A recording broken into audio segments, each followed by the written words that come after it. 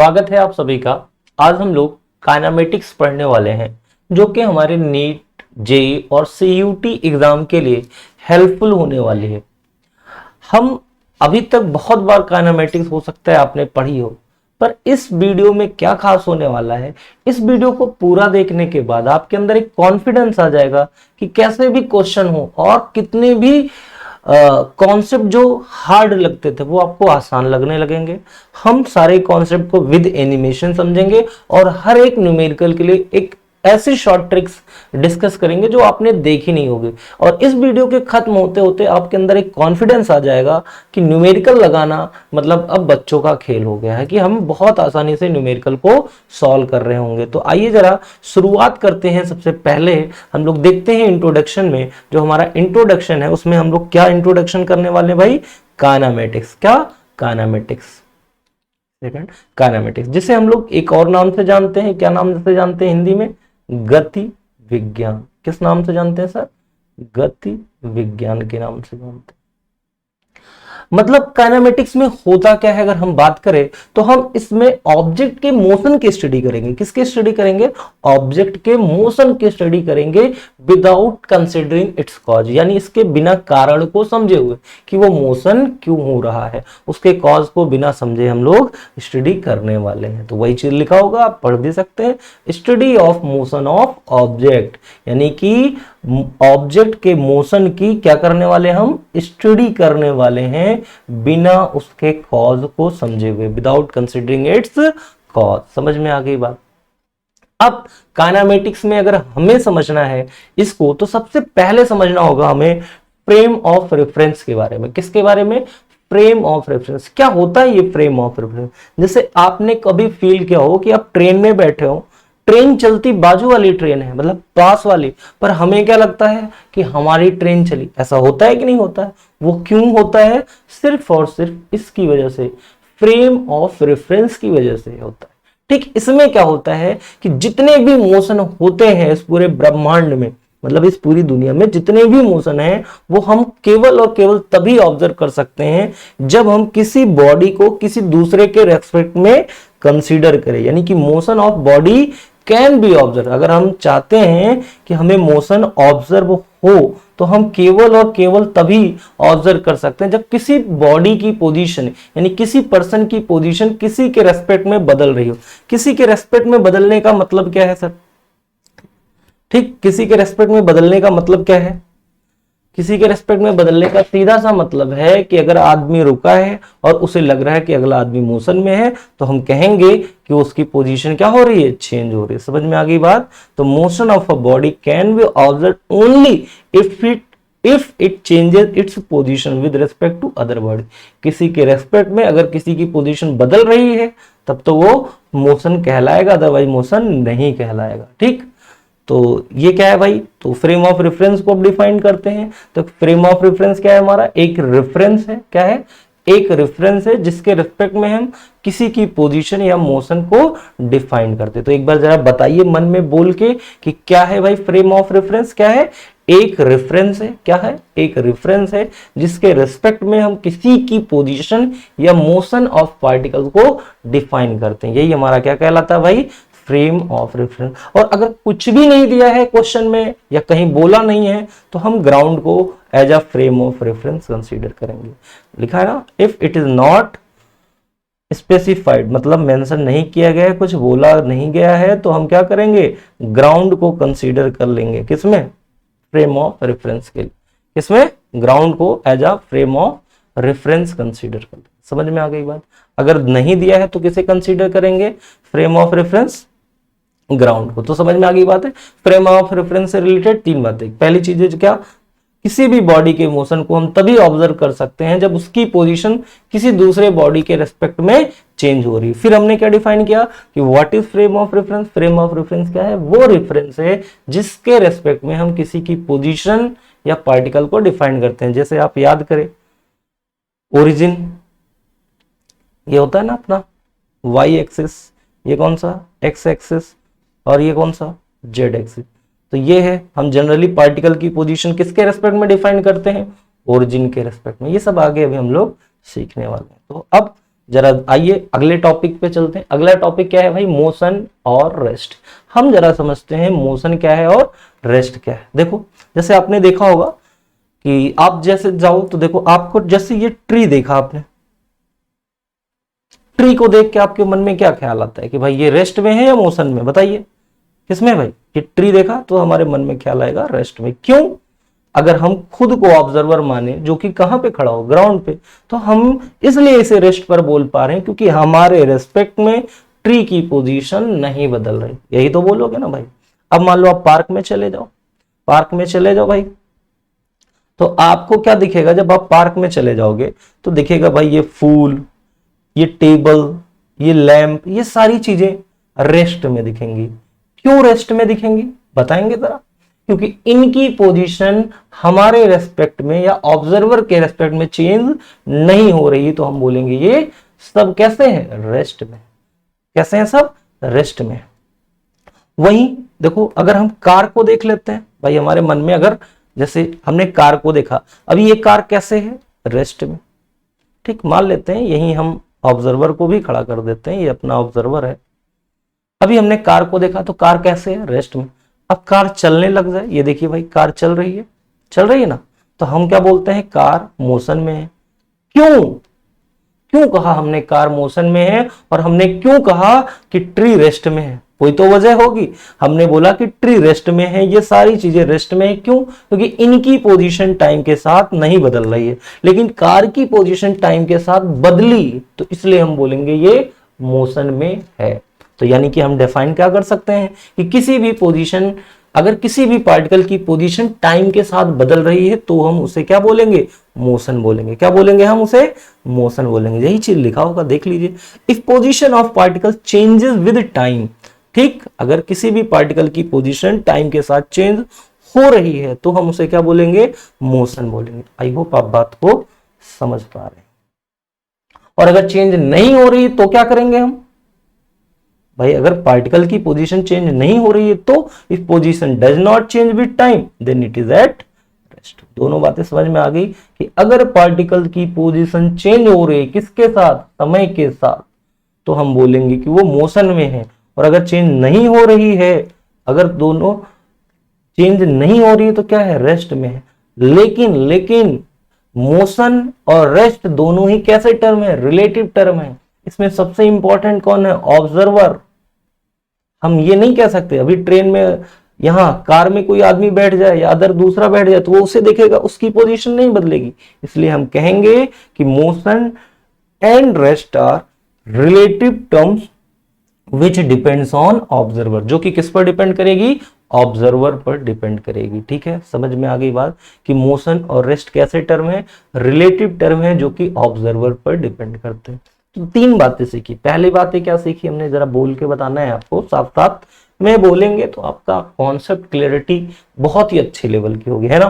तो जरा बोलिए एक बार कि अगर किसी पार्टिकल की पोजीशन टाइम के साथ बदल रही है तो हम बोलेंगे वो पार्टिकल मोशन में है, नहीं बदल रही है तो वो रेस्ट में है। लेकिन मोशन और रेस्ट दोनों ही कैसे टर्म है? रिलेटिव टर्म है, जो कि किस पर डिपेंड करते हैं?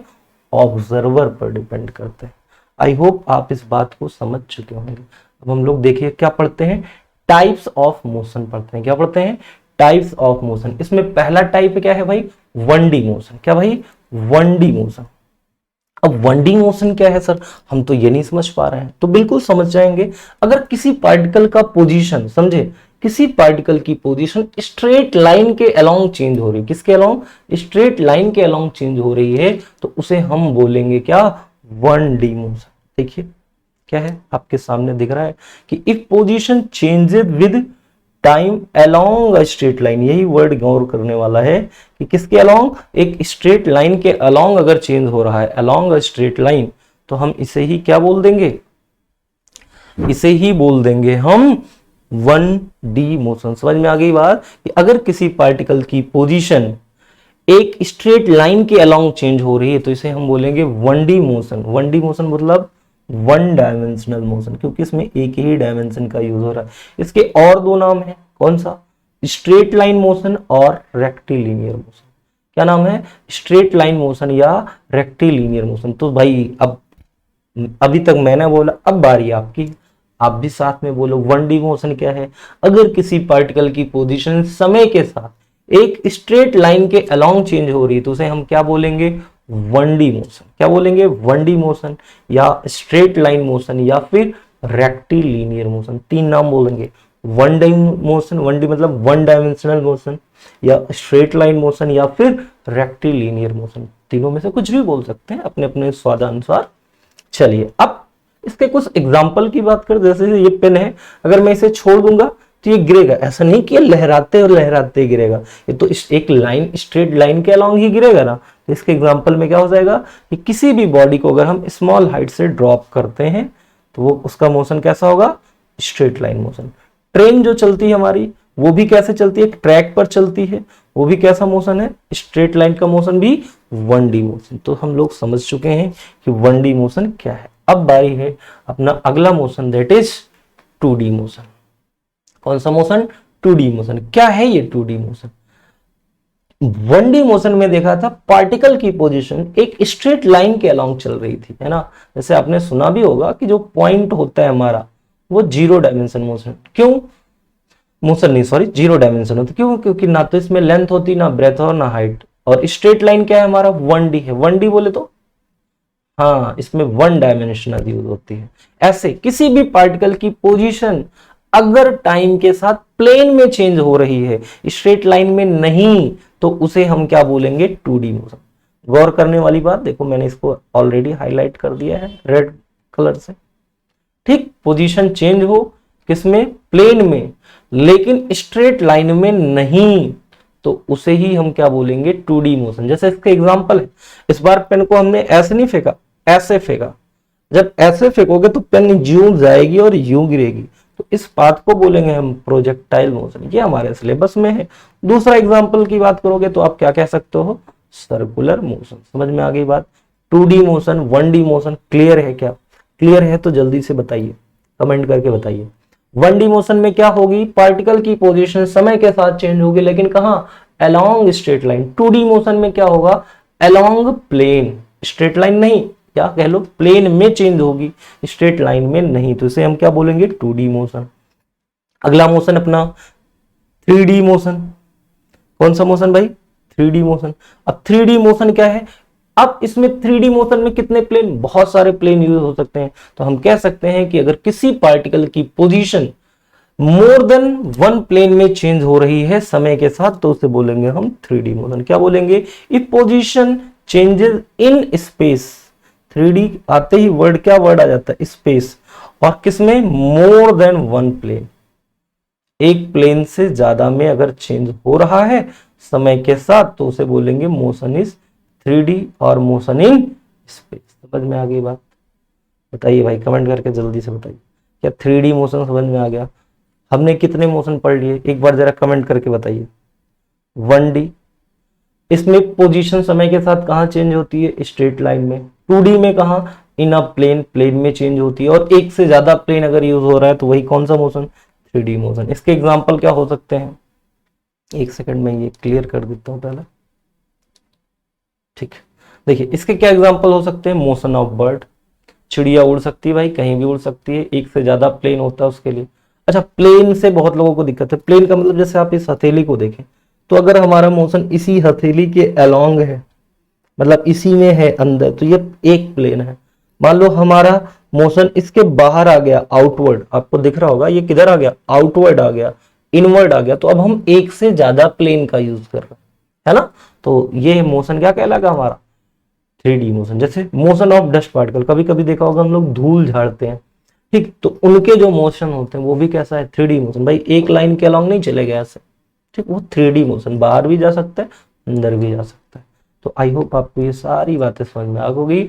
अब हम लोग समझते हैं अगला कॉन्सेप्ट अपना, डिस्टेंस एंड डिस्प्लेसमेंट। डिस्टेंस क्या होती है, डिस्प्लेसमेंट क्या होती है। देखो इस रास्ते को ध्यान से देखें, हमें यहां से यहां जाना है। भाई हमारे पास देखो बहुत सारे रास्ते हैं, तो हम किसी भी रास्ते से जाएं, डिस्टेंस हमारी अलग अलग आती जाएगी कि नहीं आती जाएगी, बताओ भाई, आती जाएगी ना। लेकिन डिस्प्लेसमेंट हमारी क्या है ना, फिक्स है। क्यों फिक्स है, इसको बोलते हैं मिनिमम डिस्टेंस। है तो ये भी डिस्टेंस, बस इसके लिए क्या वर्ड लाए हम, मिनिमम डिस्टेंस। क्या वर्ड लेके आ रहे हैं, मिनिमम डिस्टेंस। देखो जाने के यहां से यहां बहुत से रास्ते हैं, इधर से भी जा सकते थे, इधर से जो दिखा है इधर से भी जा सकते हैं, पर डिस्प्लेसमेंट फिक्स है हमारा यहाँ इनिशियल से फाइनल पोजीशन की तरफ। आपको दिख रहा होगा एरो बनता हुआ, दिख रहा है ना, तो ये चीज है हमारा। तो डिस्प्लेसमेंट हमारा क्या है और डिस्टेंस हमारा क्या है, तो अब दो बातें निकल के आई। डिस्टेंस हमारी स्केलर क्वांटिटी है, लेकिन डिस्प्लेसमेंट हमारी कैसी क्वांटिटी है, वेक्टर क्वांटिटी। अच्छा वेक्टर क्वांटिटी है तो डायरेक्शन भी होगी, बिल्कुल क्या होगी, इनिशियल पोजीशन से फाइनल पोजीशन की तरफ।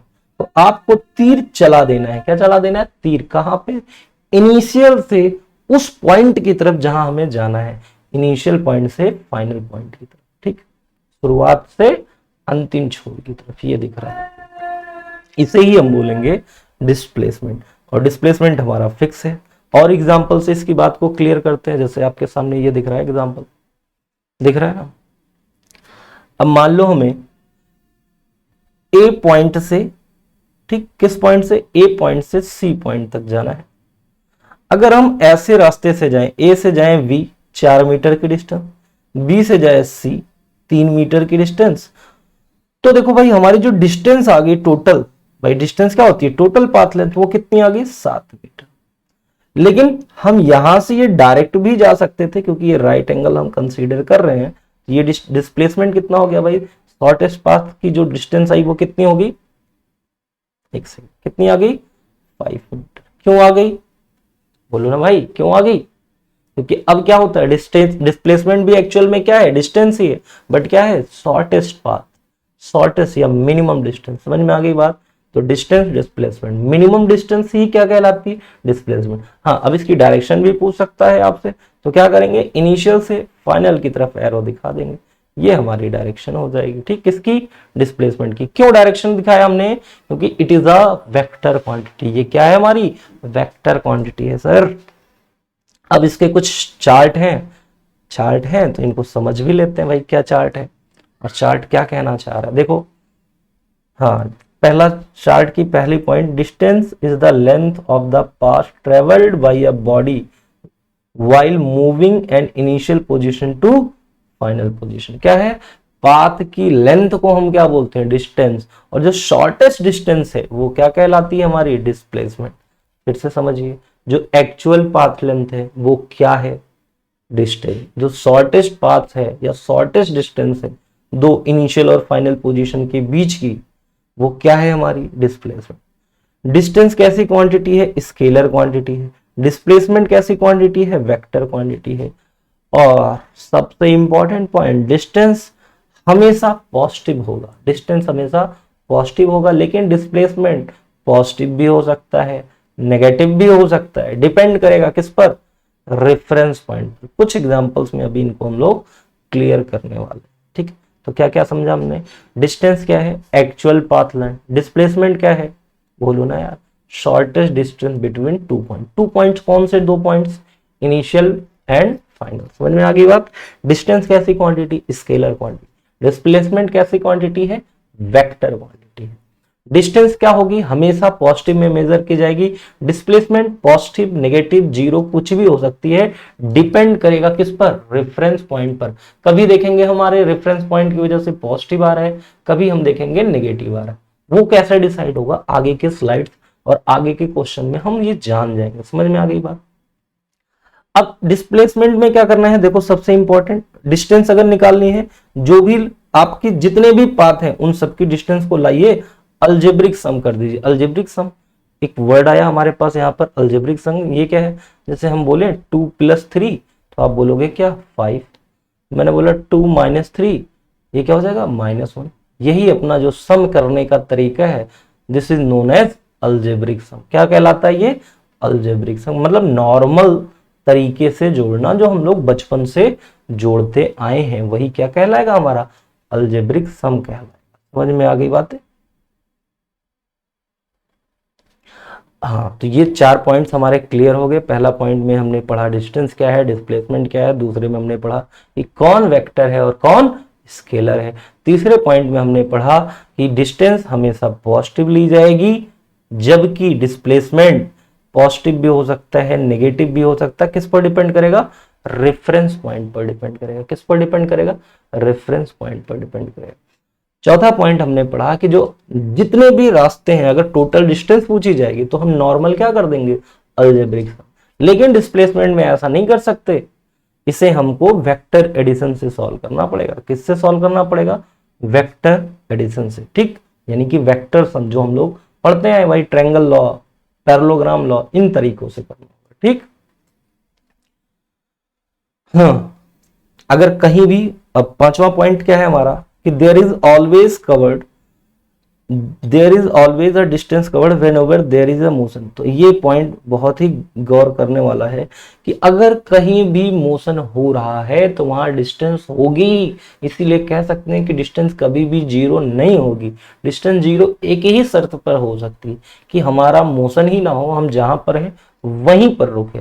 लेकिन अगर हमने मोशन किया तो हमारी डिस्टेंस जरूर कवर होगी। लेकिन डिस्प्लेसमेंट जीरो हो सकता है भाई। इवन अगर उसने डायरेक्शन बदल दी, देखो लिखा है डिस्प्लेसमेंट, मैं इधर आ जाता हूं। हाँ, डिस्प्लेसमेंट क्या हो सकता है? Will be zero if body comes back to initial position. हम पढ़ते हैं भाई आगे, पार्टिकल चला यहां से और वापस घूम के यहीं पर आ गया, ए से चला, ठीक, और ए से चला और वापस घूम के ए पर आ गया। तो अब बताओ, इनिशियल भी यही, फाइनल भी यही, और हमने क्या पढ़ा था? डिस्प्लेसमेंट इनिशियल से फाइनल के बीच की शॉर्टेस्ट डिस्टेंस। भाई ए से चले ए पर ही रहेगा, तो डिस्प्लेसमेंट तो जीरो हो जाएगा ना। क्या हो जाएगा? डिस्प्लेसमेंट जीरो हो जाएगा। अब इसकी यूनिट की बात कर लें तो भाई दोनों है, तो भले ही वो शॉर्टेस्ट डिस्टेंस है तो दोनों डिस्टेंस ही, तो यूनिट दोनों की क्या हो जाएगी? मीटर हो जाएगी। समझ में आ गई बात? तो अच्छे से हमने डिस्टेंस और डिस्प्लेसमेंट के बीच में डिफरेंस सीख लिया। अब कुछ क्वेश्चंस करते हैं इन्हीं के बेसिस पर जो अभी हमने पढ़ा। जैसे पहला क्वेश्चन है आपकी स्क्रीन पर कि which of the following curve is possible. पहला क्वेश्चन, क्या ये कर्व पॉसिबल है? अभी डिस्टेंस डिस्प्लेसमेंट के बीच में हमने पढ़ा। देखो पहला कर्व ये बता रहा है, देखिए क्या बता रहा है कि ये डिस्टेंस और किसके बीच का ग्राफ है? टाइम के बीच का ग्राफ। इसमें बता रहा है कि डिस्टेंस यहां से स्टार्ट हो रही है नेगेटिव से, और नेगेटिव से बढ़ के क्या हो रही है? पॉजिटिव। तो अभी अभी पढ़ा था हमने, डिस्टेंस कभी भी नेगेटिव नहीं होगी। तो क्या ये ग्राफ पॉसिबल है? अगले ग्राफ को देखो, इस ग्राफ को देखो भाई, क्या डिस्टेंस और डिस्प्लेसमेंट के बीच का ये ग्राफ पॉसिबल है? ये क्या बता रहा है भाई? यहां नेगेटिव तो नहीं है, स्टार्ट हुआ है यहां से, धीरे धीरे डिस्टेंस बढ़ती गई बढ़ती गई। अब इसने कह दिया कि यहां से डिस्टेंस घट गई। अब बताओ भाई, डिस्टेंस कभी घटती है क्या? डिस्टेंस भी डिक्रीज नहीं होती। तो ये ग्राफ भी नॉट पॉसिबल। अगले ग्राफ की तरफ आते हैं, इसको देखो, ये ग्राफ क्या है? डिस्टेंस और टाइम के बीच का ग्राफ है। किसके किसके बीच का ग्राफ है? डिस्टेंस और टाइम के बीच का ग्राफ है। देखो यहां पर क्या हो रहा है भाई? डिस्टेंस बढ़ रही है, टाइम के साथ बढ़ सकती है, अभी भी बढ़ रही है और बढ़ रही है और बढ़ रही है। मतलब ये ग्राफ पॉसिबल है। लास्ट ग्राफ को देखते हैं, ये चौथा ग्राफ, इसको देखिए भाई, ये भी डिस्टेंस और टाइम के बीच का ग्राफ है। यही दिख गया, डिस्टेंस क्या है हमारी? नेगेटिव। क्या ये पॉसिबल है? Not possible. भाई डिस्टेंस कभी भी नेगेटिव नहीं होती है ना। यहाँ पर इन्होंने नेगेटिव कर दिया, यहाँ भी नेगेटिव कर दिया, तो यही प्रॉपर्टी है। दो, इस चारों क्वेश्चन से हमने क्या सीखा? इन चारों क्वेश्चन से हमने सीखा डिस्टेंस कभी भी नेगेटिव नहीं होगी, डिस्टेंस कभी भी डिक्रीज नहीं होगी। अब हम लोग आगे बढ़ते हैं अगले क्वेश्चन की तरफ, पोजीशन वेक्टर की तरफ। किसकी तरफ? Position vector. आइए जरा देखते हैं क्या है पोजीशन वेक्टर।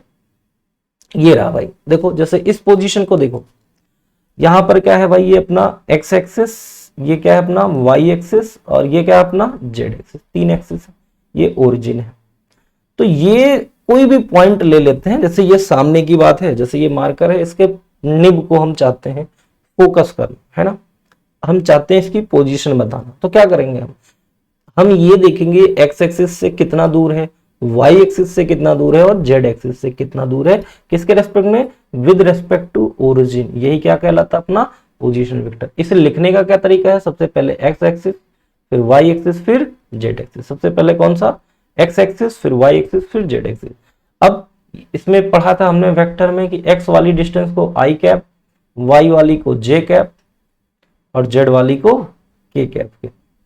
ठीक, तो आई कैप किसके लिए, एक्स एक्सिस के लिए, वाई एक्सिस के लिए जे कैप और जेड एक्सिस के लिए के कैप। तो तीनों को कंबाइन जो लिखते हैं विद रिस्पेक्ट टू ओरिजिन क्या आ जाएगा, x i cap, y j cap and z k cap. आओ चलिए पोजीशन वेक्टर के बाद कुछ अब हम लोग पढ़ते हैं डिस्प्लेसमेंट वेक्टर। क्या पढ़ते हैं, डिस्प्लेसमेंट वेक्टर। मान लो पार्टिकल पहले ए पर था और उसका पोजीशन हो गया x1 y1 एंड z1। अब वही पार्टिकल यहां से चल के बी पर चला गया। ठीक, ए से कहां चला गया, बी पर। तो देखो ओ से ए तक ये इसका क्या हो गया, position vector. O A vector is the position vector, वो भी कौन सा, इनिशियल। बी पर चला गया तो ओ बी वेक्टर, वो क्या हो गया अपना फाइनल पोजीशन वेक्टर, है ना। ठीक, तो ये हो गया। अब दोनों के कोऑर्डिनेट, इनको अगर वेक्टर फॉर्म में लिखे तो इनिशियल वेक्टर क्या हो जाएगा हमारा, O A vector, x1 i cap, y1 j cap and z1 k cap. Final क्या हो गया, x2 i cap plus y2 j cap plus z2 k cap. Displacement vector होता क्या है, इनिशियल से फाइनल के बीच की डिस्टेंस। इनिशियल से किसके बीच की डिस्टेंस, फाइनल के बीच की डिस्टेंस। ठीक, तो यही हमारा क्या कहलाएगा, डिस्प्लेसमेंट वेक्टर। अब ये क्या होता है भाई अपना x2 माइनस x1, देख लो x2 माइनस x1 मतलब क्या है, अब हम डिफरेंस ले रहे हैं। x2 में x1 i cap plus y2 minus y1 j cap plus z2 minus z1 k cap. ठीक, अब अगला पार्टिकल, अब इस पे बेस्ड एक क्वेश्चन करते हैं तो हमारी क्लियरिटी बहुत अच्छे से आ जाएगी। जैसे क्वेश्चन कह रहा है अब particle start from point 1,1 and reaches point A. तो हमें इसके बताना, भाई डायग्राम बना लिया। देखो मान लेते हैं पहला पार्टिकल है, ये इसका पॉइंट है 1,1, तो ये P1 वेक्टर है 1 1 1 रख दिया। ठीक, और दूसरा है 4 5 13। तो भाई इनिशियल पोजीशन वेक्टर लिखना है हमें, क्या लिखना है, इनिशियल पोजीशन वेक्टर। भाई इसको वेक्टर फॉर्म में लिखोगे तो कैसे लिख पाओगे, आई कैप प्लस जे कैप प्लस के कैप। समझ पाए क्या, पहला क्वेश्चन समझ पाएगा आप। पोजीशन वेक्टर लिखना बहुत ही आसान, जो भी है पहला एक्स कोऑर्डिनेट में आई लगा देना है, वाई में जे लगा देना है। क्यों, क्योंकि ये यूनिट वेक्टर्स होते हैं ना। अब फाइनल पोजीशन वेक्टर क्या हो जाएगा बताइए जल्दी, फाइनल क्या हो जाएगा भाई, सिंपल सा, कौन जल्दी से कमेंट करके बताइए क्या आ जाएगा, 4 आई कैप प्लस 5 जे कैप प्लस 13 के कैप। हो जाएगा क्या, हो जाएगा क्या बताइए जल्दी से, 4 आई कैप प्लस 5 जे कैप प्लस 13 के कैप। क्यों हो जाएगा भाई, सिंपल सा ना, x के साथ i का मल्टीप्लाई, y के साथ j का और z के साथ k कैप। हमने पहला क्वेश्चन कर लिया, हमने दूसरा कर लिया। अब डिस्प्लेसमेंट वेक्टर क्या होगी भाई, डिस्प्लेसमेंट वेक्टर क्या होगा, फाइनल माइनस इनिशियल। तो i का सब्ट्रैक्शन i के साथ, 4 माइनस 1 क्या हो जाएगा बोलो, 3 आई कैप, क्या हो जाएगा 3 आई कैप। 5 माइनस 1 बोलो क्या हो जाएगा 4 जे कैप। 13 माइनस 2 क्या हो जाएगा बोलो ना 12 जे कैप। सही है क्या, सही है बोलो। ये क्या आ गया अपना डिस्प्लेसमेंट वेक्टर। अगर लिखना चाहे तो हम लिख सकते हैं आर वेक्टर इक्वल्स टू। अब इसने पूछा लेंथ ऑफ शॉर्टेस्ट पाथ, तो ये तो पढ़ा है हमने, मैग्नीट्यूड पूछ रहा है बेसिकली। ये क्या पूछ रहा है, मैग्नीट्यूड। तो मैग्नीट्यूड में हम लोग क्या करते थे, याद है आपको, बताइए ना क्या करते थे, अंडर रूट आई के कोएफिशिएंट का स्क्वायर बोले तो 3 का स्क्वायर है ना, प्लस जे के कोएफिशिएंट का स्क्वायर प्लस के कोएफिशिएंट का स्क्वायर। तो भाई ट्रिपलेट सिखा रखी है आपको, 3 4 के साथ क्या 5। अब 5 और 12 के साथ क्या ट्रिपलेट सिखा रखी है 30।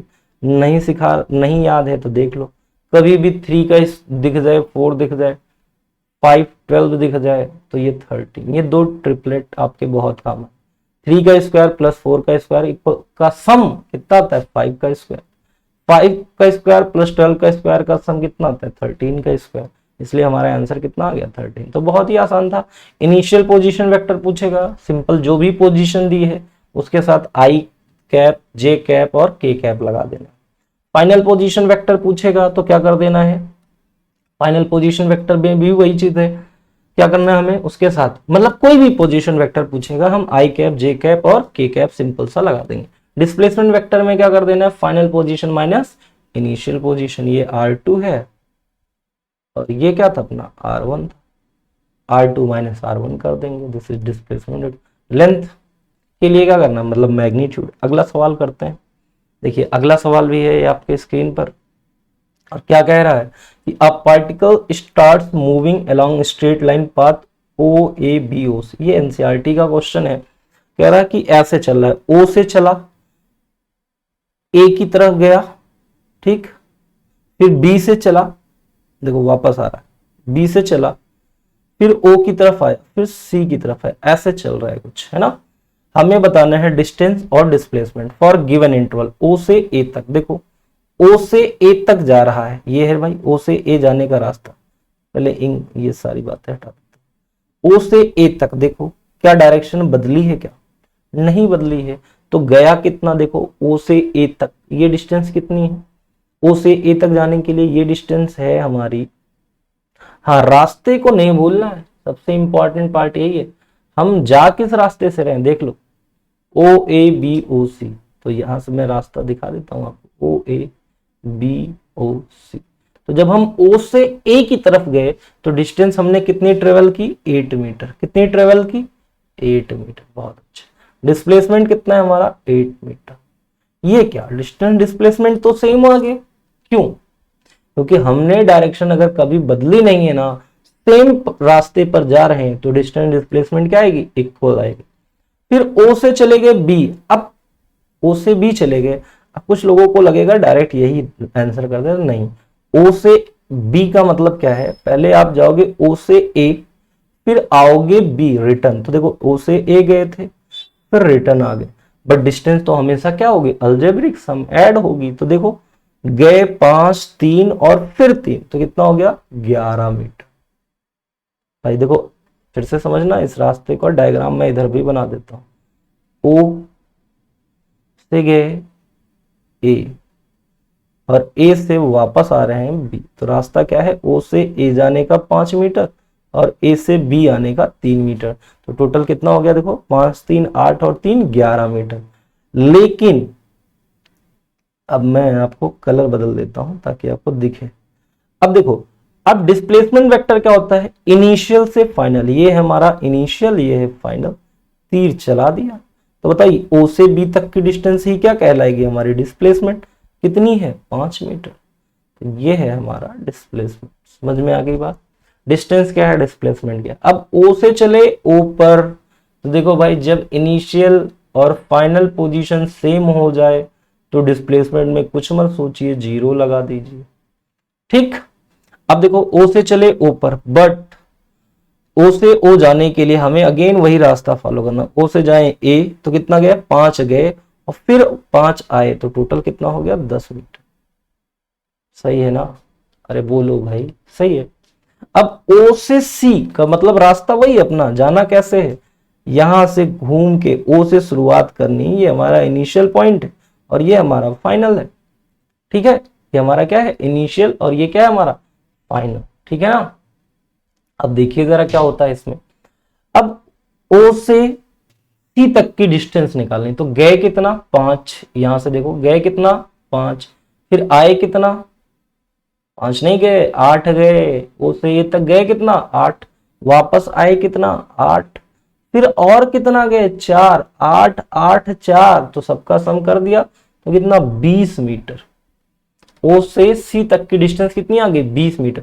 अब बारी आती है डिस्प्लेसमेंट की, तो डिस्प्लेसमेंट क्या होता है, इनिशियल से फाइनल पोजीशन की तरफ। तो देखो ये डिस्टेंस कितनी है, 4, 4 नहीं, -4, डायरेक्शन बदल गई। अब आप देखो चारों एग्जाम्पल से क्लियर है, देखो यहाँ पर डिस्टेंस डिस्प्लेसमेंट दोनों इक्वल हो गई, यहाँ डिस्टेंस ज्यादा हो गई एज कंपेयर टू डिस्प्लेसमेंट, यहाँ डिस्प्लेसमेंट 0 हुआ बट डिस्टेंस 0 नहीं हुआ। अब देखो यहाँ डिस्टेंस ज्यादा है, तो ये पॉइंट है कि डिस्टेंस हमेशा डिस्प्लेसमेंट से बड़ी आती है, बराबर भी आती कब, अगर पार्टिकल ने डायरेक्शन नहीं बदली है। देखो यहां पर पार्टिकल ने डायरेक्शन कहीं बदली नहीं थी तो डिस्टेंस डिस्प्लेसमेंट इक्वल था, यहां पर देखो कम हो गया। इसका मतलब ये जान जाओ कि पार्टिकल कहीं तो पलटी मारा है, कहीं तो मुड़ा है, तो मुड़ के आया है इसका मतलब, है ना। अब आगे बढ़ते हैं हम लोग नेक्स्ट क्वेश्चन की तरफ। देखिए क्या है, कह रहा है कि कोई पार्टिकल है वो एक सर्कुलर पाथ पर मूव कर रहा है, तो डिस्टेंस और डिस्प्लेसमेंट बतानी। ये है भाई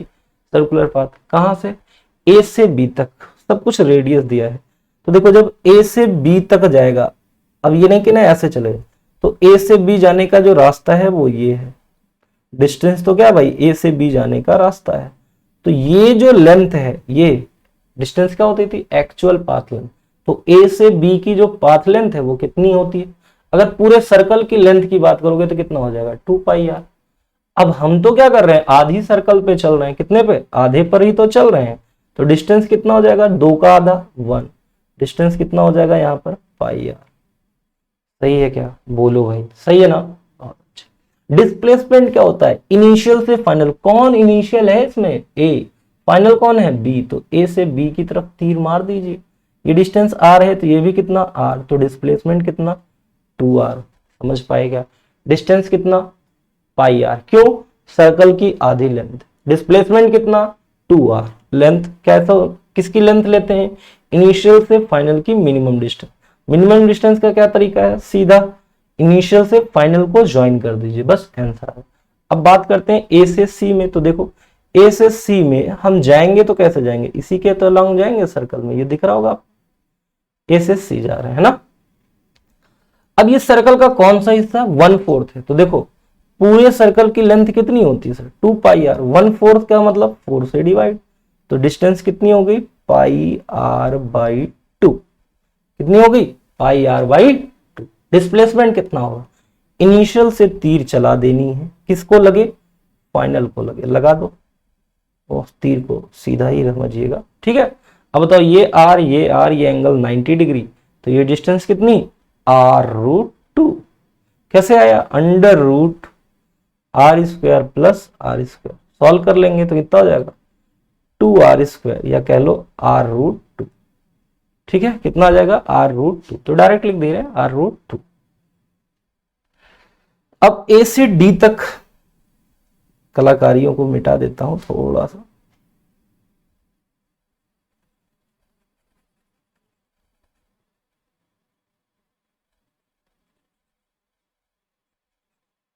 अब चलिए जरा ए से डी तक देखते हैं क्या, ए से डी, फिर से वही चीज देखो आप, इस बार भी ए से गए डी तक, तो ये क्या है, सर्कल का 1/4 है, तो अगेन डिस्टेंस कितनी हो जाएगी πr/2, कितनी हो जाएगी πr/2।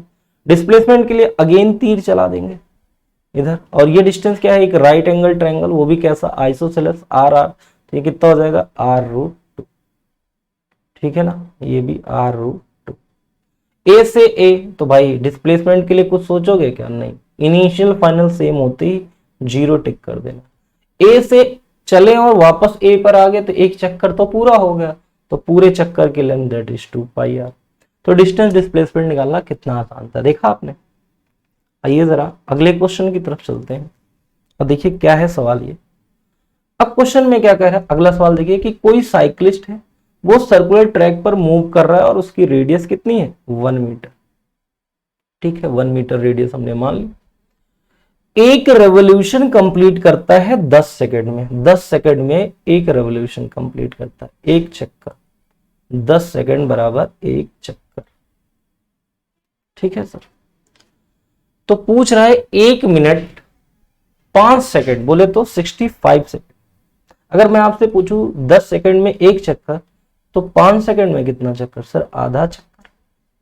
अरे बोलो यार होगा कि नहीं, ये सब बचपन से पढ़ते आए हो ना आप, होगा कि नहीं, होगा ना, बहुत अच्छा। 10 सेकंड में एक चक्कर, 20 सेकंड में 2 चक्कर, 60 सेकंड में मतलब 6 से मल्टीप्लाई किया तो 6 चक्कर, कितना 6 चक्कर होगा ना, सही है कि नहीं, सही है ना। तो यहां पर देखो 1 मिनट 5 सेकंड का मतलब क्या है 65 सेकंड, यही तो है ना, 1 मिनट 5 सेकंड का मतलब क्या है 65 सेकंड। तो 65 सेकंड में हो क्या रहा है, 6 तो कंप्लीट चक्कर लग रहे हैं और एक आधा चक्कर लग रहा है। इसका मतलब क्या है, इसका मतलब है पार्टिकल 6.5 चक्कर के बाद यहां से चला था तो यहीं पर है। और आप बताओ भाई यहां के लिए डिस्प्लेसमेंट कितना होता है, ए से तीर चला देने किस पे, बी पे, ये आर ये भी आर, तो डिस्प्लेसमेंट कितना आर, बोलो ना, डिस्प्लेसमेंट डिस्प्लेसमेंट डिस्प्लेसमेंट हो जाएगा 2r, सही है ना। कॉन्सेप्ट से समझेंगे तो सारे सवाल हो जाएंगे। आपके एग्जाम का सवाल था, आई होप आप समझ चुके होंगे। तो इस तरह से हमने जितने भी क्वेश्चन थे डिस्टेंस डिस्प्लेसमेंट पे बेस्ड सारे क्वेश्चन कर लिए।